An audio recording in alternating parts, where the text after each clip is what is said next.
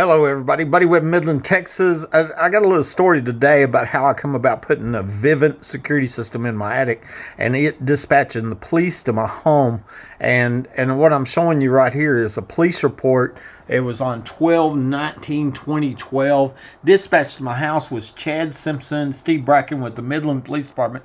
Remember, Chad Simpson's the police officer that was one of the secret police that went on to murder his wife and kill himself, in 2014. But anyway, on this day, Bracken is the one that wrote that. He says he thinks there are people on the walls, and I hadn't said that. I didn't even think that. Now I'm sure of it. That's what this video is about, is talking about people on the walls here.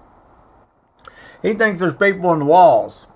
Not long after I'd survived being shot by somebody under my home with my phone lines cut and burglar alarms going off the attic, a Vivint salesperson comes by my home. I tell him my story, and he then said, "This will give you more evidence." I agreed to buy this security system, but only if they mounted it in my attic. They installed 4 motion detectors in various places up there, and the main unit was in my bedroom. It cost me well over $1,000. After this expensive third-party security system was installed, I noticed that my other motion detectors would go off and I would hear these criminals moving around in my attic, but the Vivint system just sat there like it was stupid. I called Vivint Tech Support and told them that I believe their system was hacked, but they told me this wasn't possible. They sent a guy to my home that tested their system and it worked. This continued, and on another day, when my other motion detectors were in alarm, I called Vivint again so they could hear it for themselves. I told them rather harshly that I had been shot with burglar alarms going off in my attic, so they scheduled another visit to my home. This time the tech come over and said, "Oh, we found a programming error." I thought that was bullshit. The next time their system goes on alarm, the next day the system goes on alarm and dispatches the police to the attic. So what it looks like to me is that these burglars, they could turn on and turn off that system all remotely all they wanted, and so they basically just bypass it. And I think they're doing it at my home and many other homes, and I think Vivint knows about it. This was on December 9th, 2012, which is about 10 months after the murder attempt, after I was shot with my phone lines cut and burglar alarms going off in the attic. The Midland Police Department noticed I tagged them. Officers dispatched to my home was Iliad Amperan and Michael Chandler. Michael is the husband of the secret police April Chandler, who is now proven to have tampered with evidence and lied on the police report. It's been suggested she was the one that shot me. Okay. When all police reports were subpoenaed in December 2013, this one was illegally withheld, so I didn't get a copy of it for another 5 years. The one I showed you, or it was the first one actually. There was two calls, and I believe the reason they were trying to hide it from me was because it showed that somebody changed this burglar alarm to a warrant, an arrest warrant, and then they changed it back to a burglar call and stated this was an accident. I believe their initial plan was to come to my home and arrest me when I was the crippled crime victim reporting crimes to them which they were involved in, the police. That is why we now have many other homeowners documented reporting people in the attic, and there's not a single arrest or a news story. It's lawlessness. We've lost rule of law. 10 days later, the Vivint system in my attic notices that somebody is here and dispatches the police a second time. This time they dispatched MPD officers Steve Bracken and Chad Simpson. That's the one I showed you. It was unknown to me at this time that Chad Simpson was the Midland K-9 police officer that had been seen on camera inside my home in the hours after I'd been shot. He was not dispatched. His name was illegally omitted from the police report as if he wasn't here. There was a whole bunch of officers like that. They falsified the crap out of that police report. I would later offer a $2,000 reward to get the former secret police identified, but that didn't happen until 2018, 6 years after I'd been shot with my phone lines cut. Here, let's see where I'm at. I should just go a little bit.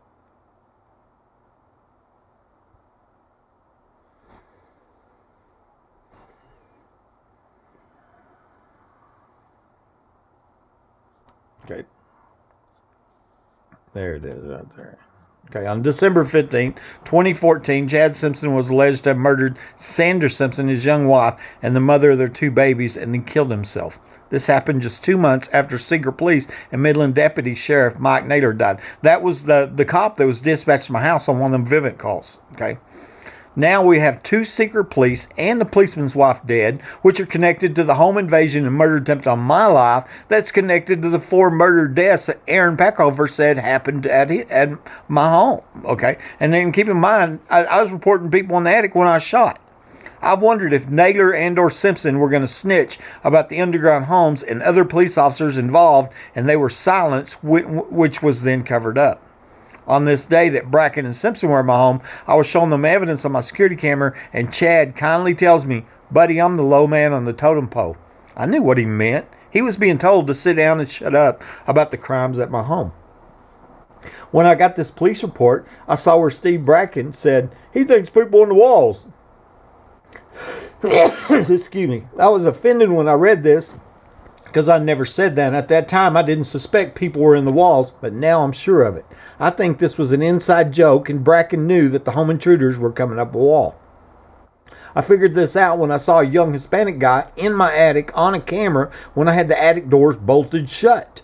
It could have been possible they were coming in from a trap door on the roof, but I had that inspected twice, and one time Charles Cherry came over himself. His company put that roof on for me.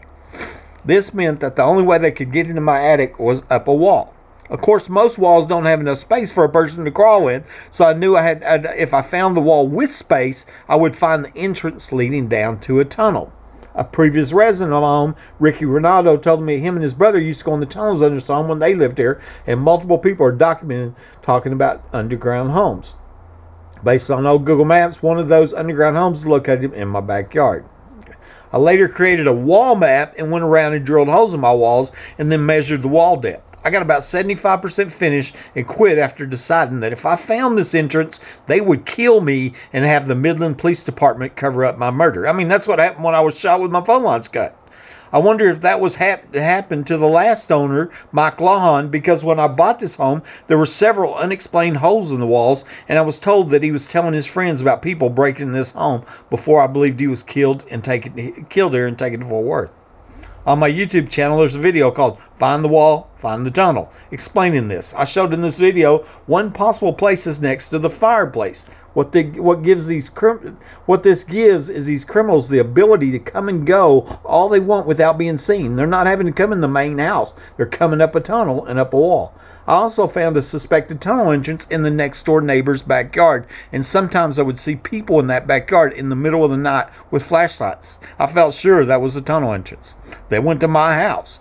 I looked this up on Google historical maps, and I saw where the suspected tunnel entrance was put in around the time that Mike Lawhon died, and it was moved or removed after I started posting pictures of it online. Back when I first realized that somebody was getting into my attic, I told this neighbor about it, and he said with pride, "That's what professional burglars do." I had never heard of this before. Another thing he told me was, "The last 4 people lived in your home didn't stay there long." He thought that was so funny. I don't think it's funny at all, because the last guy lived here is dead, and I'm crippled for life after surviving a premeditated murder attempt. I crawled out on my hands and knees. God saved my life. If it's found out there was a tunnel going from that home to this home, then he has some very serious questions to answer. This has led me to believe that most all of the many rigged homes where people have been reported in the attic are done the same way, with a tunnel coming from a nearby home.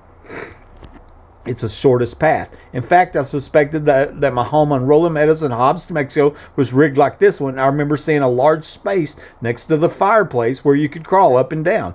That home and the one next to it was built by my first in-laws, Ann and Don Calloway. Ann has smeared my name on the internet after I survived this murder attempt. My family. Interestingly, the next door neighbor on the home on Dartmouth, where the owners were reporting people in the attic, were the parents of Curtis Lloyd. Curtis, the guy that just happened to find the remains of Haley Dunn in Scurry County 2 days after I wrote the Department of Justice, suggested they come look in the underground homes here.